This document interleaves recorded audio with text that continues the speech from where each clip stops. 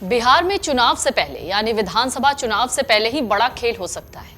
ये खेल किसके साथ हो सकता है ये तो आने वाला वक्त बताएगा, लेकिन इस वक्त रडार पर आरजेडी है। श्रीमान लालू प्रसाद यादव वो खलनायक है जो बिहार को गाली बना दिए, बिहारी लोगों को लड़ाने का, नरसंहार कराने का, अपहरण उद्योग चलाने का खेल खेलते रहे। अब तो उनका साला भी कह रहा है कि इन्हीं के आवाज से अपहरण का खेल शुरू हुआ था। तो क्या बिहार में विधानसभा चुनाव से पहले आरजेडी को एक बड़ा झटका लग सकता है? ये सवाल तब से उठने लग गए जब से लालू प्रसाद यादव के साले सुभाष यादव ने लालू यादव पर गंभीर इल्जाम लगाए। वो आरोप दरअसल किडनैपिंग केस को लेकर था, जिसके बाद से ये कहा जा रहा है कि लालू प्रसाद यादव के साले सुभाष यादव अब आरजेडी के लिए बड़ी मुश्किल खड़ी कर सकते हैं और ये विधानसभा चुनाव को लेकर बहुत बड़ी मुश्किल आरजेडी के लिए हो सकती है। सुभाष यादव ने हाल ही में कुछ ऐसे बयान दिए जिन्हें बीजेपी विधानसभा चुनाव में मुद्दा बना सकती है। बिहार चुनाव से पहले राष्ट्रीय जनता दल यानी आरजेडी को बड़ा झटका लगा। दरअसल आरजेडी में सक्रिय रहे दिवाकर चंद्रवंशी, जिन्होंने पार्टी छोड़ दी और पीके की पार्टी यानी प्रशांत किशोर की पार्टी जनसुराज को ज्वाइन कर लिया। जनसुराज पार्टी में लगातार दूसरे पार्टी के नेताओं के जाने का सिलसिला भी है। दिवाकर चंद्रवंशी को जनसुराज का नगर अध्यक्ष बनाया गया है। दिवाकर इससे पहले आरजेडी के नगर अध्यक्ष रह चुके हैं। तो कह सकते हैं कि इस वक्त आरजेडी के लिए दोनों तरफ से मुश्किलें हैं। एक तरफ से तो पीके मुश्किल खड़ी करके बैठे हैं और दूसरी तरफ से लालू प्रसाद यादव के साले सुभाष यादव। आरजेडी छोड़कर इस वक्त जन सुराज में शामिल हुए दिवाकर चंद्रवंशी की अगर बात करें तो उन्होंने अपने इलाके में पिछड़ा समाज के वोट बैंक पर ठीक ठाक पकड़ रखी हुई है। हाल ही में जनसुराज पार्टी ने सदस्यता अभियान चलाकर अन्य दलों की चिंता भी बढ़ा दी। लेकिन अब सवाल ऐसे में यह है कि आखिरकार सुभाष यादव करने क्या वाले हैं और उनकी इस चाल से अब आरजेडी के लिए किस तरीके की मुसीबत खड़ी हो सकती है। उससे पहले आपको बताते हैं सुभाष यादव कौन है। दरअसल सुभाष यादव बिहार की पूर्व मुख्यमंत्री राबड़ी देवी के भाई हैं, लालू प्रसाद यादव के साले हैं। सुभाष यादव बिहार विधान परिषद के सदस्य रहने के साथ ही राज्यसभा के सांसद भी रहे हैं। सुभाष यादव लंबे वक्त तक सार्वजनिक जीवन से दूर थे, लेकिन हाल ही में उन्होंने कुछ ऐसा कह दिया जिसके बाद से बिहार की सियासत गर्मा गई। उन्होंने कई इंटरव्यूज में इस बात को लेकर दावा किया है, यहां तक कि हमसे भी बातचीत में उन्होंने ये कहा है कि लालू राबड़ी के कार्यकाल में किडनैपिंग होती थी।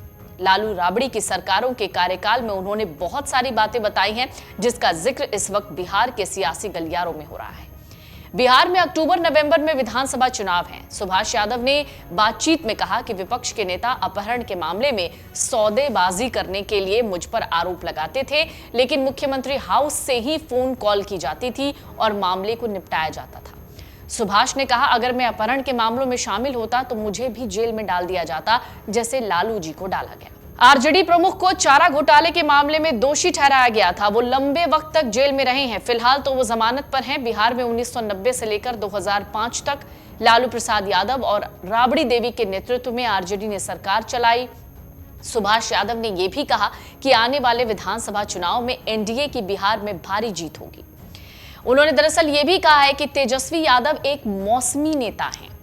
सुभाष यादव ने कहा है लालू प्रसाद यादव की बेटी रोहिणी आचार्य की शादी में मेहमानों के स्वागत के लिए पटना के शोरूम्स को नई कारें देने के लिए मजबूर किया गया। सुभाष यादव पहले भी इस तरीके के आरोप लगा चुके हैं। 2010 में जब लालू प्रसाद यादव के बेटे राजनीति में आए तो सुभाष यादव ने लालू से संबंध तोड़ लिए। दिलचस्प बात यह रही कि एक वक्त में सुभाष यादव को लालू यादव का करीबी नेता माना जाता था, लेकिन बावजूद इसके ऐसी क्या खटास आ गई कि सुभाष यादव ने लालू यादव से किनारा कर लिया। उसका भी जवाब वो एक इंटरव्यू में हमारे साथ जुड़े एक इंटरव्यू में देते हैं। जरा सुनिए उन्होंने क्या बताया कि आखिरकार क्यों लालू यादव से उनके संबंध खराब हो गए। रेल मंत्री बने तो इन्होंने सभी जोन को लिखा आज संबंधी और राष्ट्रीय जनता दल के एमपी को बात को नहीं सुनना है। वो चिट्ठी है, बाजाबते चिट्ठी है, मंत्रालय में जाकर देख सकती हैं। ये कोई संबंधी फोन करे तो कोई बात नहीं सुननी है, कोई एमपी हमारा फोन करे उसका बात नहीं सुननी है। ये तो सारे पाई जाते। जब रेल मंत्री बन गए तो बड़ा ओहदा मिल गया ना, देश के राजनीति करने का समीकरण मिल गया, वहीं से हम लोग को काटना शुरू कर दिए। दूसरी ओर तेजस्वी यादव के नेतृत्व में आरजेडी बाहुबली और अराजक छवि को मिटाने के लिए काम कर रही है। दिल्ली में मिली जीत के बाद प्रधानमंत्री मोदी 24 फरवरी को भागलपुर आने वाले हैं। इसे बिहार में बीजेपी के चुनाव अभियान से भी जोड़कर देखा जा रहा है। बीजेपी के चुनाव अभियान को शुरू किए जाने के रूप में भी लोग इसे देख रहे हैं। आरजेडी को इस बात का डर है कि प्रधानमंत्री मोदी सुभाष यादव के बयान को लेकर हमला ना बोल दे। जेडीयू ने दरअसल पूछा है कि क्या सच बोल रहे हैं साधु यादव। सुभाष यादव के बयान को जेडीयू के मुख्य प्रवक्ता और एमएलसी नीरज कुमार ने लपक लिया है। नीरज कुमार ने कहा, अगर लालू प्रसाद यादव सुभाष यादव के खिलाफ मानहानि का मुकदमा नहीं करते हैं तो ये इस बात का सबूत होगा कि सुभाष यादव लालू राबड़ी शासनकाल के काले दिनों की सच्चाई बयां कर रहे हैं। दूसरी ओर आरजेडी के प्रवक्ता शक्ति सिंह यादव ने कहा है कि सुभाष यादव के आरोप साजिश का हिस्सा हैं। बीजेपी नेता और बिहार के श्रम मंत्री हैं संतोष कुमार सिंह, उन्होंने भी एक बड़ा बयान दिया जिसके बाद से तो सुभाष यादव के बयानों में और गर्माहट आ गई। वो कहते हैं, लालू राबड़ी के शासनकाल के दौरान उनके बेटे का अपहरण हुआ। बेटे की सुरक्षित बरामदगी के लिए उन्हें आरजेडी के नेता के पास जाना पड़ा था। एक टिप्पणी आपको याद होगी हाईकोर्ट की, अगस्त 1997, जिसमें एक याचिका पर सुनवाई करते हुए पटना हाईकोर्ट ने बिहार में कानून और व्यवस्था के हालात को बताने के लिए जंगल राज शब्द का इस्तेमाल किया था। तब से इस शब्द को लालू राबड़ी शासन यानी आरजेडी की सरकार के साथ जोड़कर देखा जाता रहा है। सुभाष यादव के बयानों के बाद विधानसभा चुनाव से पहले ये शब्द फिर से सामने आ रहे हैं। 27 जनवरी 2005 को पूर्व प्रधानमंत्री अटल बिहारी वाजपेयी ने भागलपुर में दरअसल एक चुनावी सभा की थी जिसमें उन्होंने एक सवाल पूछा था, मेरा किसलय कहां है। पटना के 14 साल के लड़के किसलय का अपहरण हुआ था। हालांकि बाद में किसलय को समस्तीपुर से ढूंढा गया था। इसके कुछ दिन के बाद जब बिहार में वोटिंग हुई तो आरजेडी सत्ता से बाहर हो गई और तब से वो अपने दम पर राज्य में सरकार नहीं बना पाई है। दरअसल तेजस्वी यादव अक्सर अपने 17 महीने के कार्यकाल की बात करते हैं। वो कहते हैं उन्होंने 17 महीने में जो काम किए उतने नीतीश कुमार ने या नीतीश सरकार ने 17 साल में नहीं किए। वो सरकारी नौकरी से लेकर बिहार के इंफ्रास्ट्रक्चर, विभिन्न योजनाओं की बातें करते हैं। उन्होंने महिलाओं के लिए माई बहन योजना, माई बहिन मान योजना के तहत माताओं और बहनों को 2500 रुपए प्रति माह देने, वृद्ध जन और विकलांग जन पेंशन की प्रति माह 1500 रुपए किए जाने, रियायती दर में गैस सिलेंडर, स्मार्ट मीटर का दुष्चक्र बंद करने, हर महीने 200 यूनिट बिजली निःशुल्क देने जैसे कई वादे किए। इसके साथ ही तेजस्वी यादव अक्सर ये भी कहते हैं कि नीतीश कुमार अब टायर्ड भी हैं और रिटायर्ड भी हैं।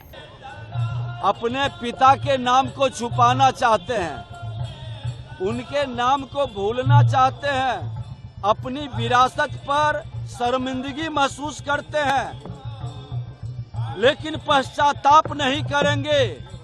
विरासत के पिता के पाप की कमाई का उपभोग करेंगे, लेकिन पिता के नाम पर शर्मिंदगी महसूस होगा। अरे आपको पश्चाताप करना चाहिए। श्रीमान लालू प्रसाद यादव वो खलनायक हैं जो बिहार को गाली बना दिए, बिहारी लोगों को लड़ाने का, नरसंहार कराने का, अपहरण उद्योग चलाने का खेल खेलते रहे। अब तो उनका साला भी कह रहा है कि इन्हीं के आवाज से अपहरण का खेल शुरू हुआ था। पश्चाताप करें बिहार को, फिर बिहारी शब्द को गाली अब नहीं बनेगा, हर बिहारी गौरवान्वित होगा। देश के प्रधानमंत्री बिहार के मुख्यमंत्री जी के नेतृत्व में अब बिहारी विकसित बिहार बनेगा और ये वंशवादी, परिवारवादी जमींदारी नहीं चलेगी बिहार में।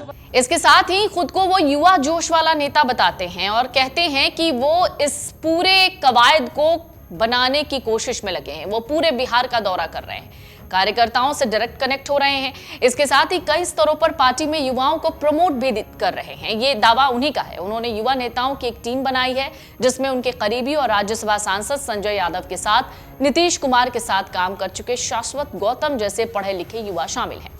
जाहिर तौर पर तेजस्वी यादव के नेतृत्व में आरजेडी नई प्लानिंग पर काम कर रही है और इस बार का विधानसभा चुनाव बहुत दिलचस्प होने वाला है। लेकिन क्या ये आने वाले दिनों में आरजेडी की मुसीबतें बढ़ा सकता है? अमर उजाला जीवांजलि के सारथी की मदद लें और महाकुंभ में स्नान जरूर करें।